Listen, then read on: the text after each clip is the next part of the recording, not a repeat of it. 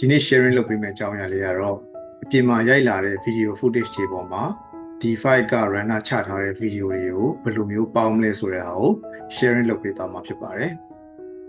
ဒီလိုမျိုးပေါင်းစပ်လိုက်တဲ့အခါမှာကျွန်တော်တို့ရဲ့ archivist video တွေကပို့ပြီးတော့ realistic ဖြစ်လာတယ်အဲ့ဒါအပြင်ကိုအချိန်ကုန်လည်းအများကြီးသက်သာပါတယ်ပေါ့နော်အဲ့တော့ဘယ်လိုမျိုးပေါင်းစပ်မလဲဆိုတဲ့ဟာကိုလေ့လာကြည့်လိုက်အောင်အဲ့တော့ပထမဆုံးဆင်းရကြတော့ scene preparation နဲ့ stabilizing ပေါ့နော်အဲ့တော့ကျွန်တော်တို့ရိုက်ထားတဲ့ video footage တွေကိုလိုချင်တဲ့အပိုင်းကို trim လုပ်မယ်ပြီးတော့ရင် stabilize လုပ်တဲ့အဆင့်အဲ့တော့ပထမဆုံးအနေနဲ့ after effect ထဲမှာခုနကအပြင်ကရိုက်လာတဲ့ video တွေကိုဒီ project panel တွေကိုဆွဲထည့်လိုက်တယ်ပြီးတော့ရင် right click နေပြီးတော့ new composition from selection ဆိုတဲ့ဟာကိုရွေးလိုက်တယ်ဆိုရင်ဒီ video footage က timeline ပေါ်ရောက်လာပြီပေါ့နော်အဲ့တော့ဒီမှာပထမဆုံးစပြီးတော့လုပ်ရမယ့်ဟာကကိုပြချင်တဲ့ video range ကိုအရင်ဆုံးသတ်မှတ်ဖို့လိုတယ်အဲ့တော့ဥပမာဆိုပါစို့ကျွန်တော်တို့ကဒီနားလောက်ကနေစပြီးတော့ဒီနားလောက်ထိကိုပြမယ်ဆိုပါစို့ဒီလိုမျိုး area ကို define လုပ်ပြီးသွားရင်သူ့ကို0 frame ကိုကျွန်တော်တို့ပို့လိုက်တယ်အဲ့တော့လို adjust လုပ်ပြီးသွားပြီဆိုရင် box area ကိုသတ်မှတ်လိုက်တယ်အဲ့တော့ဒီအဆင့်ပြီးသွားပြီဆိုရင်နောက်တစ်ဆင့်လုပ်ရမယ့်ဟာက stabilizing အဲ့တော့ကျွန်တော်တို့အပြင်ကရိုက်ထားတဲ့ video footage တွေမှာကင်မရာမငြိမ်တာတို့တုံနေတာတို့ဖြစ်နိုင်တယ်အဲ့ဒါတွေကိုငြိမ်သွားအောင် after effect ထဲမှာ stabilize လုပ်လို့ရတယ်အရင်ဆုံးဒီ video select မှတ်ပြီးတော့ animation ထဲမှာဒီ warp stabilizer ဆိုတဲ့ဟာရှိတယ်ဒီဟာ apply လုပ်လိုက်တယ်ဆိုရင် after effect ကသူ့အတူဒီ scene ကို stabilize လုပ်လိမ့်မယ်အဲ့တော့အချိန်ခဏလောက်စောင့်နေတဲ့အခါကျရင် stabilize ပြီးသွားပြီပေါ့နော်အဲ့တော့ stabilize လုပ်လိုက်တဲ့အခါမှာ camera movement တွေကပို့ပြီးတော့ငြိမ်သွားတာကိုတွေ့ရလိမ့်မယ်ပြီးသွားပြီဆိုရင်တော့ stabilize လုပ်ထားတဲ့ video ကိုနောက်အဆင့်တွေမှာသုံးလို့ရအောင် JPEG sequence တွေနဲ့ကျွန်တော်တို့ export လုပ်မယ် video select လုပ်ထားတဲ့အချိန်မှာ composition တွေက add to render key ကိုနှိပ်လိုက်မယ်ပြီးသွားရင်တော့ကျွန်တော်တို့ဒီမှာ JPEG sequence ကိုရွေးလိုက်တယ်ပေါ့နော်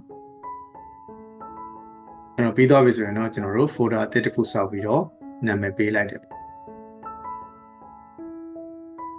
ပြီးသွားရင် render ကိုနှိပ်လိုက်တဲ့အခါမှာ JPEG sequence ကျွန်တော်တို့ရ render ပြီးသွားတဲ့အချိန်မှာဒီလိုမျိုး JPEG sequence တွေကျွန်တော်တို့ရလာပြီအဲ့တော့ဒီအဆင့်ကတော့ plugin ကို install လုပ်တဲ့အဆင့်ပေါ့နော်အဲ့တော့လိုအပ်တဲ့ plugin ကိုတော့ download လုပ်ထားဖို့လိုမယ်အဲ့တော့ plugin ကို download ပြီးသွားရင်တော့ဒီဟာကို copy ကူးလိုက်မယ်ပြီးသွားရင်တော့ဒီမှာပြထားတဲ့လမ်းကြောင်းတွေကိုသွားပြီးတော့ paste လုပ်ပေးမယ်ပေါ့နော်နောက်တစ်ခုက after effect ထဲမှာ edit ထဲမှာ reference တွေကိုသွားမယ်ပြီးသွားရင်ဒီမှာ scripting ဆိုတဲ့အထဲကိုဝင်မယ်ပေါ့နော်ဝင်သွားပြီးသွားရင်ဒီအပေါ်ဆုံးမှာရှိတဲ့ option လေးကိုအမှန်ချစ်ပေးထားဖို့လိုမယ်ပြီးသွားရင် okay နှိပ်လိုက်ရပြီဒါဆိုရင်ကျွန်တော်တို့ plugin ကိုစပြီးတော့သုံးလို့ရပြီပေါ့နော်အဲ့တော့နောက်တစ်ဆင့်ကတော့ tracking နဲ့ export camera အဲ့တော့ဒီအဆင့်ကဘာလုပ်တာလဲဆိုရင်ကျွန်တော်တို့အပြင်မှာရိုက်လာတဲ့ video footage တွေကို tracking ဖမ်းတယ်ပြီးသွားရင်အဲ့ data ကိုအခြေခံပြီးတော့ 3D camera တစ်ခုထုတ်ပေးလိုက်တာထုတ်ပေးလိုက်တဲ့ 3D camera ကိုမှာ 3D software တွေမှာပြန်အသုံးချပြီးတော့ဒီ file နဲ့ဆက်ပြီးတော့ချိန်ပါပေါ့နော်အဲ့တော့ပထမဆုံးအနေနဲ့ခုနကကျွန်တော်တို့ render ချထားတဲ့ image sequence ကိုဒီထဲကို import လုပ်လိုက်မယ်ဒီမှာဆိုရင် project area တွေကို double click နှိပ်ပြီးတော့ခုနက render ချထားတဲ့ footage ကို import လုပ်လိုက်တယ်ပေါ့နော်ပြီးသွားရင်ခုနကလိုပဲ right click နှိပ်ပြီးတော့ new composition from selection ပေါ့နော်အဲ့ဒါဆိုရင် timeline ပေါ်ကိုဒီ video ရောက်သွားပြီအဲ့တော့ tracking လုပ်ဖို့ကြတော့ animation နဲ့က track camera ကိုနှိပ်လိုက်ရပြီဒါဆိုရင်သူအရင်ဆုံး analyze လုပ်တယ်ပြီးသွားရင်ခဏနေသူ tracking data တွေထုတ်ပေးလိမ့်မယ်အဲ့တော့ဒီမှာဆိုရင်ကျွန်တော်တို့ tracking data တွေရလာပြီအဲ့တော့ tracking data တွေရလာပြီဆိုရင်အရင်ဆုံးလုပ်ရမယ့်ဟာက ground plane ကိုသတ်မှတ်ပေးရတာပေါ့နော်အဲ့တော့ဒီမှာဆိုရင်ကျွန်တော်တို့ဒီနားလောက်ပေါ့နော်ဒီနားလောက်မှာ ground plane တစ်ခုကိုရှာလိုက်တယ်ပြီးသွားရင် click ချက်နေပြီးတော့ right click နှိပ်လိုက်မယ်အဲ့ဒီမှာ create null and camera ဆိုတဲ့ဟာကိုကျွန်တော်တို့ click နှိပ်လိုက်တယ်ပေါ့နော်အဲ့ဒါဆိုရင်ဒီဘက်မှာ 3D tracker camera နဲ့ခုနက point to point ကျွန်တော်တို့ရလာပြီအဲ့တော့အဲ့နှစ်ခုလုံး select မှတ်ပြီးတော့ခုနကကျွန်တော်တို့ install လုပ်ထားတဲ့ script ကို run လိုက်ပြီပေါ့နော်အဲ့တော့ file တွေက script ထဲမှာခုနက AE3D export ဆိုတဲ့ script ကိုကျွန်တော်တို့ run လိုက်မယ်အဲ့တော့ဒီမှာ option တွေဝင်ပြီးတော့ setting လေးနည်းနည်းချိန်ဖို့လိုတယ်အဓိကတော့ wall scale ကို 1:1 ထားတယ် ပြီးသွားရင်ကျွန်တော်တို့ export လုပ်မဲ့ software ကိုရွေးရပေါ့နော်ဒီမှာတော့ software 3ခုပဲရတယ် Maya 3D Max နဲ့ Lightwave ပေါ့နော်အဲ့တော့ဒီမှာတော့ 3D Max ကိုပဲရွေးထားတယ်ပြီးသွားပြီဆိုရင်ဒီမှာ browse ကိုနှိပ်မယ်နောက်နံပါတ်တစ်ခုပေးပြီးတော့ save လုပ်လိုက်တယ်ပေါ့နော်ပြီးသွားရင် select target export ကိုနှိပ်လိုက်ပြီဆိုရင်သူက 3D Max script ကို export လုပ်လိုက်တယ်အဲ့တော့ဒီ script ကိုသုံးပြီးတော့ကျွန်တော်တို့က 3D Max ထဲမှာ camera ကိုပြန်ပြီးတော့ create လုပ်လို့ရတယ်ပေါ့နော်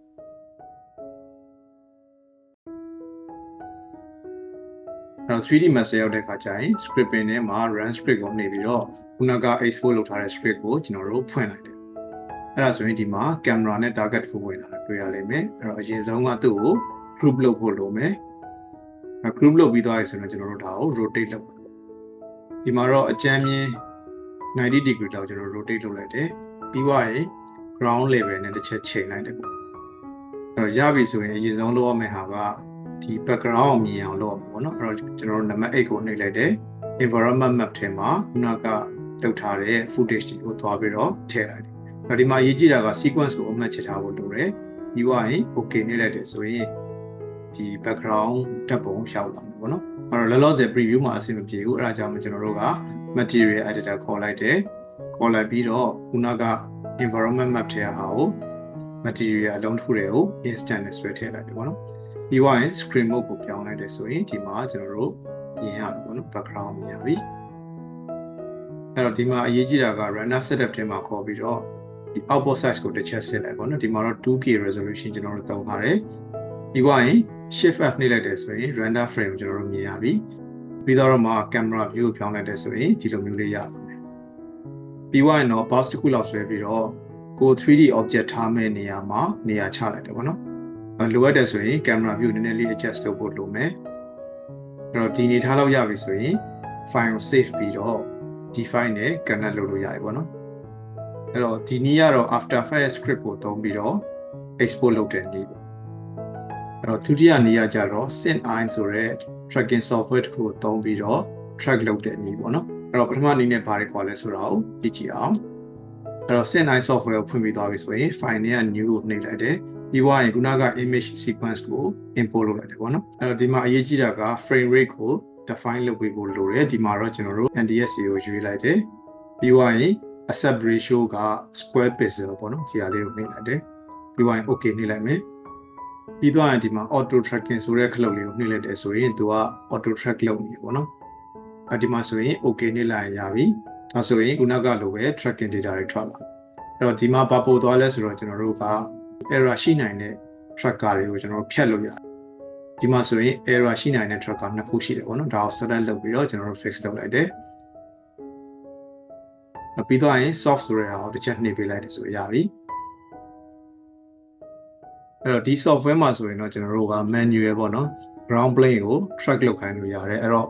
ဒီ icon လေးကိုနှိပ်ပြီးတော့ tracker အသစ်တွေကျွန်တော်တို့ထပ်ထည့်တယ်ပေါ့နော်အဲ့တော့ကျွန်တော်တို့ဒီ area မှာ tracker point တွေကိုလိုက်ထည့်ကြည့်အောင်ဒီမှာဆိုရင်3 point လောက်ထည့်ကြည့်လိုက်မယ်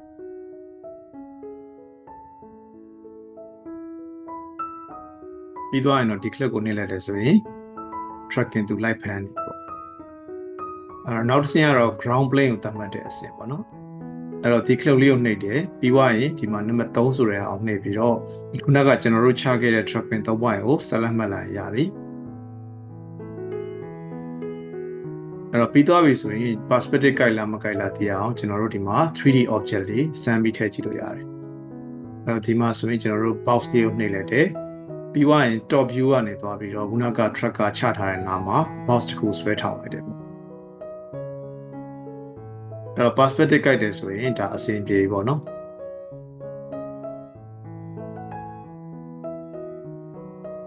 အဲ့တော့ preview လုပ်ကြည့်လို့အဆင်ပြေသွားပြီဆိုရင် file ထဲက export ထဲမှာ 3D Max script ကို export လုပ်မယ်ပေါ့အဲ့တော့ဒီ software မှာတော့တခြား 3D software တော်တော်များများနဲ့ချိန်လို့ရအောင် format တွေအများကြီးပါတယ်ဒီ tutorial မှာတော့ 3D Max ကိုပဲသုံးထားတာဖြစ်တဲ့ကြောင့်မလို့ Max script ကိုပဲကျွန်တော်ရွေးလိုက်တယ်ပေါ့အဲ့တော့ဒီအဆင့်ပြီးသွားပြီဆိုရင်တော့ 3D Max ကိုဖွင့်လိုက်တယ်ပြီးတော့ခုနကလိုပဲ script ပင်ထဲမှာ run script နဲ့ခုနက export လုပ်ထားတဲ့ script ကိုပြန် run လိုက်တယ်အဲ့တော့ဒီမှာဆိုရင် camera data တွေဝင်လာပြီအဲ့တော့ဒုတိယနည်းရဲ့အားသာချက်ကတော့သူကပထမနည်းတော့လို့ perspective တွေပါတယ်တွားချိန်စရာမလိုတော့ဘူးအဲ့တော့ဒီ file ကို save ပြီးတော့ဒီ file နဲ့တခါတည်းချိန်လိုက်ရပြီပေါ့နော်နောက်တစ်ဆင့်ကကြတော့ check in ပေါ့အဲ့တော့ဒီအဆင့်မှာတော့ခုနက export လုပ်ထားတဲ့ camera တွေကအဆင်ပြေမပြေဆိုတဲ့ဟာကိုစစ်ရမှာပေါ့နော်အဲ့တော့ဒီ file ထဲရောက်သွားတဲ့အခါကျရင်အရင်ဆုံးကဒီအောက်မှာ plane တစ်ခုဆွဲဖို့လိုတယ်အဲ့တော့ဒီ models တဲက visit models ထဲမှာကျွန်တော်တို့ plane များတစ်ချက်ဆွဲလိုက်တယ်ပေါ့ပြီးတော့ရင်ဒီ plane များကိုအရောင်ပြောင်းဖို့လိုတယ်အဲ့ဒါကြောင့်မလို့ဒီမှာ base color ထဲမှာအစိမ်းရောင်သဘောကတော့ကျွန်တော်တို့ share ကိုပြန်ပြီးတော့ဖမ်းလို့ရအောင် green screen ခံလိုက်တဲ့သဘောပဲအဲ့တော့ဒီမှာအရေးကြီးတာက specular ကို0ထားပြီးတော့ roughness ကိုအဆုံးထိတင်ထားဖို့လိုတယ် reflection တွေရှိနေလို့မရဘူးပေါ့နော်ပြီးသွားရင်တခြား effect တွေပေါ့ဥပမာဒီမှာဆိုရင် bloom လိုမျိုးဟာမျိုးတွေကိုကျွန်တော်တို့ပိတ်ပစ်ဖို့လိုတယ်ပြီးသွားပြီဆိုရင်တော့ camera ရဲ့ exposure ကို manual ထားမယ်အဲ့တော့ lighting လေးအကျန်းချိန်မယ်ပေါ့နော်ဒီဟာတွေပြီးသွားပြီဆိုရင် 3D master က camera ကို select မှတ်ပြီးတော့ export camera animation ဆိုတဲ့အောင်နှိပ်လိုက်တယ်ပြီးသွားရင် video တွေဝင်ကြည့်လိုက်တဲ့အခါကျရင် camera animation ရောက်နေတာတွေ့လိမ့်မယ်ဒီမှာတော့ preview ဖြစ်တဲ့အတွက်ကြောင့်မို့ကျွန်တော်တို့ 2K နဲ့ပဲ runner ချမယ်အဲ့တော့ပြီးသွားရင် after effect ထဲမှာခုနက runner ချထားတဲ့ video ကို import လုပ်လိုက်တယ်ပြီးသွားရင် timeline နဲ့ဆွဲတင်လိုက်တယ်ပေါ့နော်အဲ့တော့ကျွန်တော်တို့လိုချင်တဲ့ area ကိုပဲဒီမှာ rectangular tool လေးကိုရွေးပြီးတော့ max ပုတ်ချလိုက်တယ်ပြီးသွားပြီဆိုရင်တော့ green screen ကိုဖြောက်ဖို့အတွက်ဒီ effects and preset ထဲမှာ keylight 1.2 ဆိုတဲ့ effect လေးကိုခုနက video ပေါ်ကိုတင်လိုက်တယ်ပေါ့အဲ့တော့ပြီးသွားပြီဆိုရင် screen color ဘေးနားက eyedropper tool လေးကိုရွေးပြီးတော့အစိမ်းရောင်ရှိတဲ့နေရာကိုနှိပ်လိုက်တယ်ဆိုရင်သူကအစိမ်းရောင်လေးဖြောက်ပေးတယ်အဲ့တော့ object နဲ့ share လို့ပဲကြံတယ်ပေါ့နော်ပြီးတော့ဒါကို preview ကြည့်လိုက်တယ်အဲ့တော့ preview မှာအဆင်ပြေတယ်ဆိုရင်ကျွန်တော်တို့နောက်တစ်ဆင့်ကိုသွားလို့ရပြီပေါ့နော်နောက်တစ်ဆင့်ကကြတော့ positioning and lighting ပေါ့အဲ့တော့ဒီအဆင့်မှာတော့ပို့ထည့်ခြင်းတဲ့တကယ် model နဲ့ runner ချပါပေါ့နော်အဲ့တော့အရင်ဆုံးကဒီမှာဆိုရင် model တစ်ခုထည့်လိုက်တယ်ထည့်လိုက်ပြီးသွားပြီဆိုရင်ခုနကကျွန်တော်တို့ရှာထားတဲ့ block တုံးနာမှာဒီ model ကိုလာပြီးတော့ကိုစိတ်ကြိုက် positioning လုပ်တယ်ပေါ့နော်ချိန်ပြီးသွားပြီဆိုရင်တော့ဒီ reference လုပ်ထားတဲ့ block တုံးကမလိုတော့ဘူးအဲ့ဒါကြောင့်မလို့ဒီ block တုံးကို select မှတ်ပြီးတော့ material အမျိုးအစားကိုကျွန်တော်တို့ cloth ကိုပြောင်းလိုက်တယ်ပြီးသွားရင် opacity ကို 0 ပေးလိုက်တယ်ဆိုရင်ဒီဟာလုံးဝပြောက်သွားပြီနေရာချပြီးသွားပြီဆိုရင်တော့ကျွန်တော်တို့ lighting ချိန်ဖို့လိုတယ်ပေါ့နော်အဲ့တော့ lighting ချိန်တဲ့အခါကျရင်အရေးကြီးတဲ့အချက်3ချက်ရှိတယ်အဲ့တော့နံပါတ်1ကကြတော့ shadow နံပါတ်2ကကြတော့ light direction နံပါတ်3ကကြတော့ color temperature ပေါ့နော်အဲ့တော့ဒီ3မျိုးကိုကျွန်တော်တို့အပြင်မှာရိုက်လာတဲ့ video footage နဲ့ကိုက်ညီအောင်ပေးဖို့လိုတယ်ပေါ့နော်အဲ့တော့ဒီ video မှာဆိုရင်ကျွန်တော်တို့ထည့်ချင်တဲ့နေရာမှာရှိတဲ့ shadow က soft ဖြစ်နေတယ်ပေါ့နော်အဲ့တော့ light direction ကတော့ video footage ထဲမှာရှိတဲ့ shadow area တွေကိုကြည့်ပြီးတော့မှန်းကြည့်လို့ရတယ်အဲ့တော့ color temperature အနေနဲ့ကတော့နေဝင်ကနေအချိန်ဖြစ်တဲ့ကြောင့်မလို့နည်းနည်းလေးဝါနေမယ်ပေါ့နော်အဲ့တော့ဒီအချက်လက်တွေကိုလေ့လာပြီးသွားပြီဆိုရင် D5 runner ထဲမှာပြန်ပြီးတော့ apply လုပ်ကြည့်မယ်အဲ့တော့ shadow ကို soft ဖြစ်နေတဲ့ကြောင့်မလို့ကျွန်တော် HDR နဲ့က cloudy ဆိုတဲ့ဟာကိုတုံးလိုက်တယ်ပြီးတော့ရင် color temperature ကို over ဘက်ကိုနည်းနည်းလေးဆွဲလိုက်တယ်ပေါ့အဲ့တော့ရပြီဆိုရင်ဒီဟာကို 2K resolution လောက်နဲ့ runner ချကြည့်မယ်ပြီးတော့ပြီဆိုရင်တော့ after effect ထဲမှာသွားပြီးတော့ထပ်ကြည့်မယ်အဲ့တော့ preview လိုက်လို့ okay သွားပြီဆိုရင်ဒီဟာကိုကျွန်တော်တို့ 4K resolution နဲ့ final runner ချတယ်ပေါ့အဲ့တော့နောက်ဆုံးအဆင့်ကကြတော့ finalizing နဲ့ post production ပေါ့အဲ့တော့ဒီအဆင့်မှာတော့ခုနက runner ချထားတဲ့ 4K resolution နဲ့ color correction တွေလုပ်ပြီးတော့ final product ထုတ်လိုက်တာပေါ့နော်အဲ့ဒီမှာဆိုရင်ခုနက final runner ချထားတဲ့ video ကို composition နဲ့ကိုဆွဲထည့်လိုက်တယ်ပြီးတော့ရင်တော့ထုံးစံတိုင်းပဲ max အုပ်တယ်ပြီးသွားရင် key light ကိုသုံးပြီးတော့ green screen ကိုဖြောက်လိုက်တယ်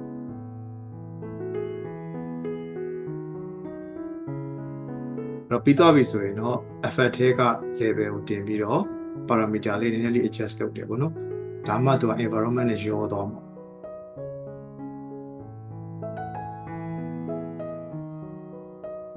အဲ့တော့ဒီမှာတော့ custom blur လေးနည်းနည်းလေးတင်ပေးလိုက်တယ်ပေါ့နော် environment က building နဲ့ရောသွားအောင်အဲ့တော့နည်းနည်းလေး color correction လုပ်ပြီးတဲ့အခါကျရင်ဒီလို result မျိုးရလာပြီအဲ့တော့ဒီအဆင့်မှာတော့ကျွန်တော်တို့ sliding modifier ကိုကစားပြီးတော့ type ကိုတစ်ဖြည်းဖြည်းပေါ်လာတဲ့ပုံစံမျိုးလုပ်ကြည့်မယ်ပေါ့နော်အဲ့တော့ slice plane ကိုသုံးဖို့ဆိုရင်ဒီ file ထဲက menu ထဲမှာဒီ preference ပေါ့နော် preference ထဲမှာ section 2ကိုကျွန်တော်တို့ on လိုက်တယ်အဲ့ဒါဆိုရင်ဒီမှာ section plane ကိုခေါ်လို့ရပါတယ်ပေါ့နော်အဲ့တော့ section plane ကိုကိုလိုချင်သလို adjust လုပ်လိုက်မယ်ပြီးတော့ဒီ video တွေကိုသွားပြီးတော့ key ချဖို့လုပ်တယ်ပေါ့အဲ့တော့ပထမဆုံး slice plane ကဒီအနေထားပေါ့နော်